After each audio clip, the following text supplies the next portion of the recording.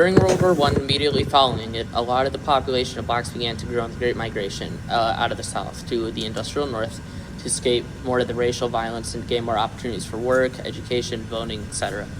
Many of the African Americans competed with working class immigrants and ethnic whites for the lower grade jobs, although many felt the black migrants threatened their jobs and pay. So, the period after World War I was very disruptive in the U.S., and numerous veterans were sought to re-enter the job market.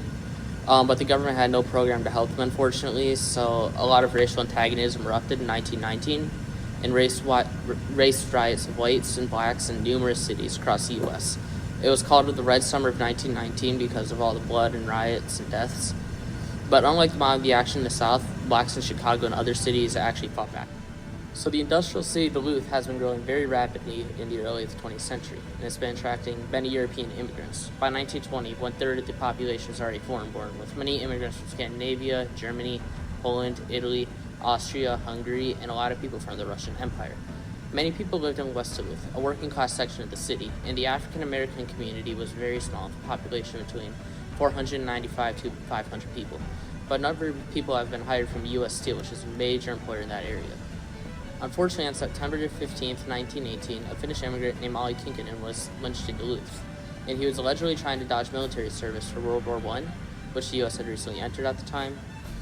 He was found dead, tarred and feathered, and hanging from a tree in Western Park in western Duluth. Authorities did not pursue murder charges, though, because they claimed he committed suicide after shaming of being tarred and feathered. On June 14, 1920, the James Robinson Circus arrived in Duluth for a free parade and a one-night performance.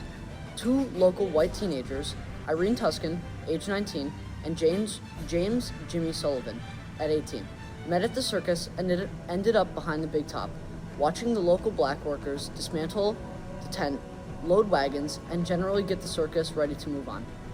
It is unknown what took place between Tuscan, Sullivan, and the workers, but later that night, Sullivan claimed to his father that he and Tuscan were assaulted, and that Tuscan was raped, robbed, by 5 or 6 black circus workers who were part of the crew.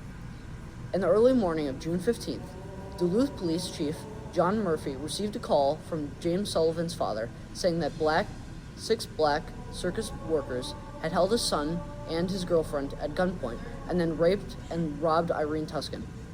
Chief Murphy lined up all 150 or so of these workers, food service members, propsmen on the side of the tracks, and asked Sullivan and Tuscan to identify their attackers. The police arrested 6 black men as suspects in connection with the rape and robbery, and held them in custody in the city jail. Sullivan's claim that Tuscan was raped had been questioned, but she was examined by her physician, Dr. David Graham, on the morning of June 15. He found no physical evidence of rape or assault. Newspapers printed articles about the alleged rape. Rumors spread throughout the whole white community about it, including that Tuscan was dying from her injuries. That evening, a mob between 1,000 and 10,000 men formed outside the Duluth City Jail. A Catholic priest reportedly tried to deter them, but to no avail. The Duluth Commissioner of Public Safety, William F. Mernon, ordered the police not to use their guns to protect the prisoners. The mob used heavy timbers, bricks, and rails to break down doors and windows. Pulling the 6 black men from their cells, the mob seized Elias Clayton, Elmer Jackson, and Isaac McGee. They took them out and convicted them of Tuscan's rape. The mob took the 3 men to one block of the intersection of 1st Street and 2nd Avenue East, where they beat them and hanged them from a light pole. The next day, the Minnesota National Guard arrived at Duluth to secure the area and to guard the surviving prisoners, as well as 10 additional black suspects whom the police had arrested from the circus at its next stop. 2 days later, on June 17th, Judge William Canton, the grand jury, had a difficult time identifying the lead mob members. In the end of the grand jury, they issued 37 indictments for the lynching mob. Finally, 25 were rioting and 12 were tried for crime and murder in first degree. Some men were actually indicted on both charges. The 3 men, Louis Dondito, Carl Hammerberg, and Gilbert Stephenson, were convicted of rioting, none more than 17 months in prison, and unfortunately nobody was prosecuted for the murders of these 3 black men. The prosecution against the other black circus workers was continued. Prominent blacks in Duluth complained that the city had not been protected the circus workers. The mayor, commissioner of public safety, and police chief were criticized for their failures to break up the mob and before it had gotten so powerful. A special grand jury was called to investigate the lynchings. In the end, the jury found the mob not guilty.